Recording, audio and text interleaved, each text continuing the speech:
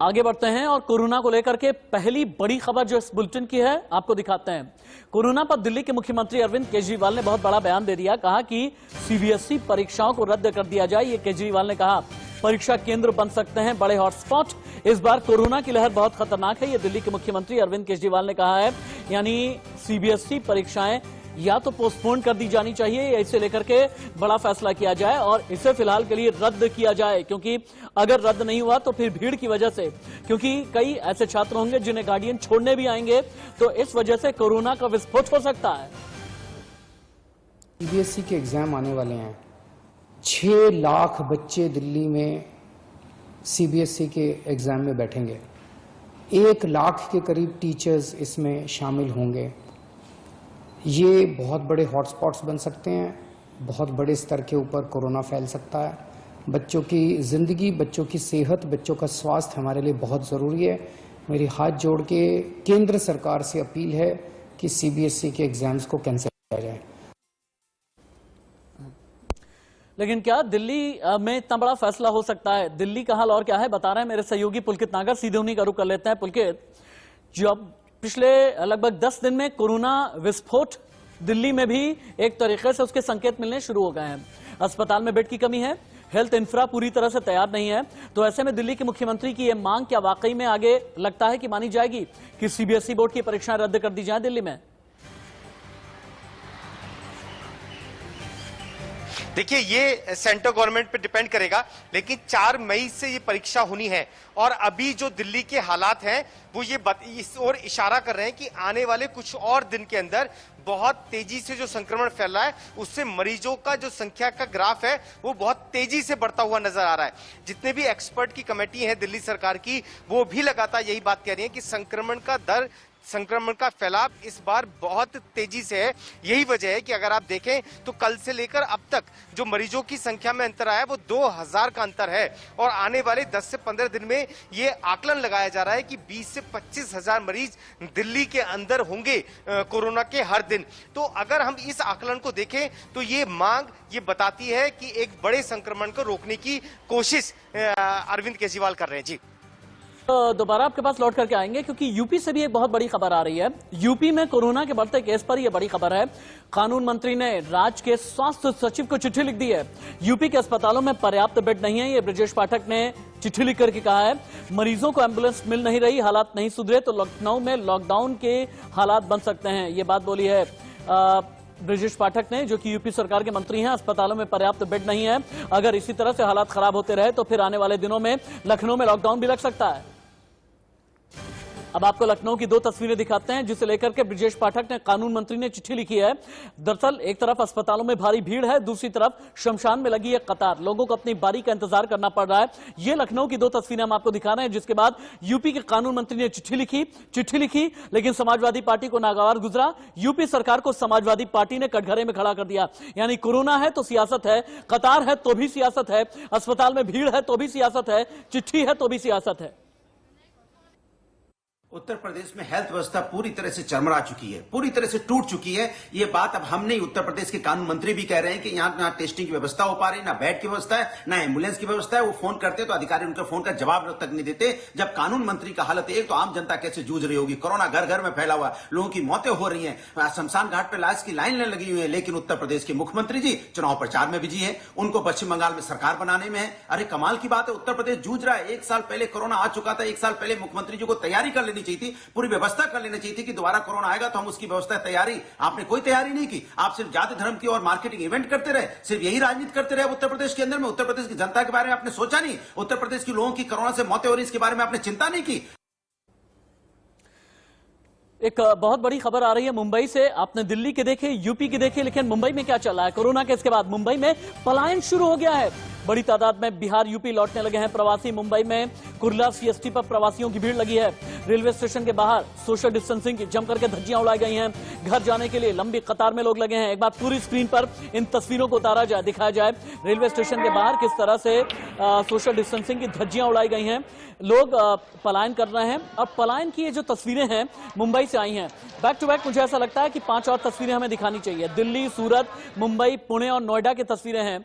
ये तस्वीरें भी, हाँ आप देखें, ठीक वहीं पर आकर के हिंदुस्तान खड़ा हो गया है। आज से 1 साल पहले इसी तरह से प्रवासी मजदूर नजर आते थे। दिल्ली, पुणे, मुंबई, नोएडा, सूरत, हर किसी में पैनिक है, हर किसी में डर है कि अगर एकाएक आधी रात को ही लॉकडाउन लग गया तो हम कहां जाएंगे। अभी तो कम से कम अपने घर जा सकते हैं, अपने गांव जा सकते हैं, अपने शहर जा सकते हैं। दिल्ली से पुलकित नागर, ब्रिजेश जैन भोपाल से लाइव रिपोर्ट कर रहे हैं, लेकिन पहले हम चलेंगे मुंबई। अभिषेक शर्मा मेरे सहयोगी जुड़े हुए हैं मेरे साथ में। अभिषेक, महाराष्ट्र में खासतौर से पुणे और ठाणे में सबसे ज्यादा, पुणे, ठाणे और मुंबई में केसेस सबसे ज्यादा बढ़ रहे हैं, और ऐसे में महाराष्ट्र सरकार की तरफ से ये संकेत तो दिया जा रहा है कि लॉकडाउन लगेगा, लेकिन सवाल यह है कि लॉकडाउन कब लगेगा, सवाल नंबर 1। और दूसरा ये कि कई प्रवासी मजदूर हैं हजारों की तादाद में, कोई यूपी जाना चाह रहा है, बिहार जाना चाह रहा है, राजस्थान, पंजाब का रुख किए हुए है, जहां कोविड गाइडलाइन का पालन नहीं किया जा रहा, भीड़ लग रही है, कोरोना विस्फोट आगे भी हो सकता है और ज्यादा हालात खराब हो सकते हैं। इसे लेकर के सरकार, शासन, प्रशासन, उनके इंतजाम क्या हैं?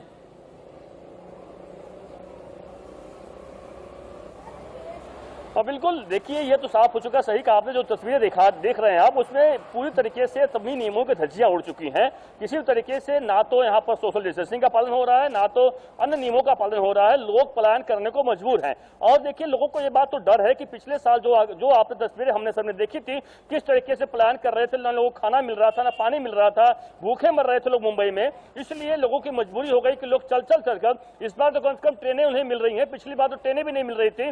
लोग पैदल चल कर मुंबई से कोई यूपी जा रहा है, तो कोई राजस्थान जा रहा है, कोई बिहार जा रहा है। यह हालत बड़ी विचित्र हालत हो गई थी लोग।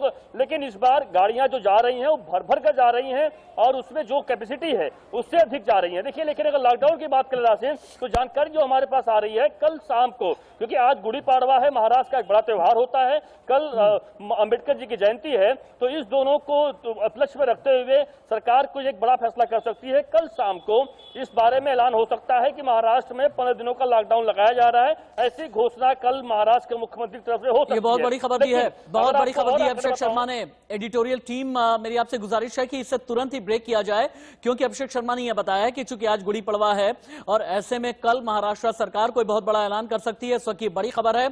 मैं फिर से इस बात को रिपीट करना चाहूंगा, महाराष्ट्र में लॉकडाउन का ऐलान कल किया जा सकता है, यानी अब से लगभग 12 घंटे या 16 घंटे के बाद, 18 घंटे के बाद महाराष्ट्र में लॉकडाउन का ऐलान किया जा सकता है। ऐसी जानकारी हमें अभिषेक शर्मा ने दी है। ऐसे हालात क्यों बन गए हैं, आपको हम रिसर्च रूम में लेकर के चलते हैं, क्योंकि महाराष्ट्र में आपके लिए देखना जरूरी है कि किस तरह से 5,64,746 एक्टिव केस हैं। रिकवरी रेट जो है 81.94% की है। डेथ रेट महाराष्ट्र में लगभग 1.25% के आसपास आ चुकी है। पिछले 24 घंटे में क्या क्या रहा और अब तक कुल मिला जुला करके महाराष्ट्र में क्या आंकड़े कोरोना के कहते हैं। पहले तो आप 24 घंटे का डेटा आप देख लें। 24 घंटे में 51,751 नए केस महाराष्ट्र में आए हैं संक्रमण के, और 24 घंटे में महाराष्ट्र में 258 की मौत हुई है, जिनमें मुंबई, ठाणे, पुणे में सबसे ज्यादा मौत हुई है। अब तक कुल पूरे महाराष्ट्र में पिछले लगभग सवा साल के अंदर 34,58,996 केसेस सामने आए हैं। 58,245 की अकेले महाराष्ट्र में मौत हुई है, और यही एक वजह है। कहा यह जा रहा है कि महाराष्ट्र में कोरोना विस्फोट हो गया है। इसी वजह से पहले तो गाइडलाइन जारी की गई, नाइट कर्फ्यू लगाया गया, लेकिन अब लगभग 18 घंटे के बाद महाराष्ट्र में लॉकडाउन का ऐलान किया जा सकता है। एक चीज और आपको दिखाते हैं, महाराष्ट्र में रमजान के लिए गाइडलाइन क्या है, क्योंकि कल से रोजा शुरू होने जा रहा है। रमजान के लिए गाइडलाइंस, घर पर ही नमाज अदा करें, मस्जिद में भीड़ ना बढ़ाएं, सामूहिक नमाज ऑनलाइन प्लेटफॉर्म पर आयोजित करें, खरीदारी के लिए बाजार में भीड़ नहीं बढ़ाएं और नहीं बढ़ने दें, अलविदा जुमा की नमाज भी घर पर ही अदा करें, भीड़ से बचें। रमजान पर गली सड़क पर कोई अस्थायी स्टॉल नहीं लगेगा, सहरी और इफ्तारी के वक्त कहीं भी भीड़ जमा नहीं हो सकती। धर्मगुरु कोरोना गाइडलाइंस को लेकर लोगों में जागरूकता फैलाएं। अगर वो किसी भी तरह की तकरीर दे रहे हैं, किसी भी तरह का ऐलान कर रहे हैं, तो अवेयरनेस उसमें होनी चाहिए कोरोना के प्रति। ये तो रमजान की बात हो गई, लेकिन महाराष्ट्र में गुड़ी पड़वा को लेकर के गाइडलाइन क्या है, बात ये भी देख लें। घर पर ही नमाज अदा करें, मस्जिद में भीड़ न बढ़ाएं, सामूहिक नमाज ऑनलाइन प्लेटफॉर्म पर आयोजित करें, गुड़ी पड़वा को लेकर के ये गाइडलाइन है। खरीदारी के लिए बाजार में भीड़ नहीं बढ़ाएं, नहीं बढ़ने दें। और ये कुछ गुड़ी पड़वा को लेकर के गाइडलाइन जारी की गई हैं। अब हम सीधे दिल्ली का रुख कर लेते हैं। तो मुंबई की बात हो गई, लेकिन पुलकित नागर हमें बताएंगे कि दिल्ली का अपडेट क्या है। पुलकित, एक ऐसे वक्त में जबकि दिल्ली में वापस से कोरोना लौट आया है, संक्रमण के केसेस बढ़ने लगे हैं, मौत के भी आंकड़े बढ़ने लगे हैं। तो दिल्ली सरकार ने यह फैसला किया कि वापस से कई सामान्य जो हॉस्पिटल हैं उन्हें कोविड हॉस्पिटल में तब्दील किया जाएगा। ये बताएं कि अभी तक कितने बेड ऑक्यूपाइड हैं, कितने बेड खाली हैं, आगे इमरजेंसी से निपटने के लिए क्या इंतजाम दिल्ली सरकार की तरफ से किए गए हैं। देखिए, दिल्ली सरकार की रणनीति यह है कि जो जो बड़े अस्पताल हैं उन्हें उनके साथ कुछ बैंकेट हॉल और कुछ होटल्स को जोड़ा जाए। पहले आप ये देख लीजिए कि दिल्ली में जो दिल्ली सरकार का ऐप है वो ये बताता है कि 12,731 बेड्स हैं दिल्ली के अंदर, जिसमें से अब सिर्फ 4,802 बेड बचे हैं। और ये ऐप दिल्ली सरकार ने इसलिए लॉन्च किया था ताकि अगर आपको अस्पताल में जाने की जरूरत हो तो आप आसानी से वहां जा सके। इसके अलावा अगर हम वेंटिलेटर की संख्या बताएं तो वेंटिलेटर जो आईसीयू बेड है विद वेंटिलेटर वाले वो सिर्फ 113 बचे हैं। ये बहुत कम संख्या है, सिर्फ 113 बचे हैं। और लगातार यदि मैं कल की बात करूं तो कल ये 400 के आसपास थे जो लगातार बढ़ रहे हैं। इसी तरीके से विदाउट वेंटिलेटर वाले बेड्स की संख्या भी कम हो रही है। ये दूसरी बात यह कि दिल्ली सरकार के दो बड़े अस्पताल, राजीव गांधी अस्पताल, वहां पर वेंटिलेटर बेड्स खत्म हो चुके हैं। इसके अलावा एलएनजेपी के अंदर भी हालात गंभीर बने हुए। तो ये आंकड़ा जो लगातार मरीजों का बढ़ रहा है उसके बाद बेड्स की समस्या भी सामने खड़ी होती हुई दिख रही है। जी ठीक है। ये दो बड़ी जानकारियां दी हैं पुलकित नागर ने कि राजीव गांधी हॉस्पिटल में वेंटिलेटर बेड खत्म हो गए हैं, और इसके अलावा बड़ी जानकारी यह भी है कि एलएनजेपी हॉस्पिटल में भी हालात बद से बदतर होते चले जा रहे हैं। लेकिन वापस से महाराष्ट्र पर चलते हैं। महाराष्ट्र के सतारा में हालात बिगड़ गए हैं। मरीजों को हॉस्पिटल में बेड नहीं मिल रहा। अस्पताल के सामने ऑटो में ऑक्सीजन लगा दिया गया है। ऑटो में कोरोना मरीज का इलाज चल रहा है। यह बहुत बड़ी खबर है। मरीजों को अस्पताल में बेड नहीं मिल रहा, और यही एक वजह है कि आप ये देखें, ये पूरी तस्वीर एक बार स्क्रीन पर दिखनी चाहिए। ऑक्सीजन सिलेंडर है, नीचे की पट्टी अगर गिराएं, हाँ अब आप देखें अस्पताल में बेड नहीं है।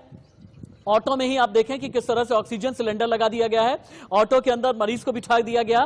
पहले कोरोना की मार, अब बंदी से हाहाकार, और ऑक्सीजन नहीं मिलने से और भी ज्यादा मरीज हैं लाचार। ये सतारा की तस्वीरें हैं। प्रीति सोमपुरा का रुख कर लेते हैं। प्रीति, महाराष्ट्र में इस तरह का हाल कहां पर है, और ये तस्वीर रहनी चाहिए स्क्रीन पर, ये तस्वीर रखें स्क्रीन पर। महाराष्ट्र में इस तरह का हाल कहां पर है? सतारा में, अहमदनगर में और बाकी और जगह का भी हाल बताएं जहां पर मरीज को लेटने के लिए जगह नहीं है, और यूं ही ऐसे ही कहीं पर भी ऑटो में बिठा करके ऑक्सीजन सिलेंडर लगा दिया गया है। प्रीति, देखिए, महाराष्ट्र की बात करें तो महाराष्ट्र के सतारा, सांगली, औरंगाबाद, नासिक, नागपुर, जालना, परभणी, सभी जगह पे, मराठवाड़ा और विदर्भ में यही हाल देखने को मिल रहा है। क्योंकि कल जो है और एक तस्वीर हमें अहमदनगर की देखने को मिली थी, जिसमें जो है कोविड मरीज को जो है अस्पताल में जगह नहीं मिली थी, तो उसकी गाड़ी में ही जो है उसकी मौत हो गई थी। और आज दूसरी दर्दनाक तस्वीर जो आ रही है वो सतारा, पश्चिम महाराष्ट्र से आ रही है, जहां पर जो है एक महिला को जो है अस्पताल में जगह नहीं मिली, तो डॉक्टरों ने जो है जिस ऑटो में वो आई थी वहां पर उसको जो है ऑक्सीजन सिलेंडर लगा दिया गया। वहीं अगर बात करें नागपुर की भी तस्वीर आ रही है, जिसमें जो है एक ही अस्पताल के बेड में, एक बेड में 3-3 लोगों को जो है इलाज कराया जा रहा है। यहाँ तक कि एक बुजुर्ग महिला का इलाज जो है नागपुर के सिविल अस्पताल में व्हीलचेयर में ही कराया जा रहा है। ये भी एक तीसरी तस्वीर नागपुर से आ रही है। वहीं अगर बात करें औरंगाबाद की, जो चौथी तस्वीर हमारे पास में है, तो यहाँ पर ये हाल है कि अस्पताल के बाहर ही लोगों की लंबी लंबी कतारें लग गई है, अस्पताल में जगह नहीं है। ये 4 तस्वीर इंडिया न्यूज के पास में है, जिसमें हम साफ तौर पे बता सकते हैं किस तरीके से महाराष्ट्र के हाल बेहाल हो गया है। अस्पताल में जगह नहीं है, ऑक्सीजन सिलेंडर नहीं है, यहाँ तक कि वेंटिलेटर। ठीक है प्रीति सोमपुरा, एक छोटे से ब्रेक के लिए रुकते हैं। लेकिन प्रीति सोमपुरा ने हमें जितनी भी जानकारी दी है, मेरे ठीक बाईं तरफ की जो तस्वीरें हैं, ये सिस्टम पर सवाल खड़े करती हैं। ये एक ऐसी तस्वीर है जो आज की तारीख में महाराष्ट्र की नहीं बल्कि हिंदुस्तान के लिए सबसे बड़ी तस्वीर है, जहां पर एक महिला संक्रमित है, उसे ऑक्सीजन की जरूरत है, बेड नहीं है अस्पताल के अंदर। अस्पताल के बाहर कहा कि पार्किंग में चलिए, एक ऑटो है वहां पर बैठिए, चेहरे पर ऑक्सीजन मास्क लगा दिया गया है, और ऑटो के ठीक बगल में आप देखें कि ऑक्सीजन सिलेंडर रखा हुआ है। ये हालात हैं। अब भी हमें और आपको सावधान होने की जरूरत है, हमें सुधरने की जरूरत है, हमें चेत जाने की जरूरत है, सावधान, सजग, सचेत रहने की जरूरत है। एक ब्रेक।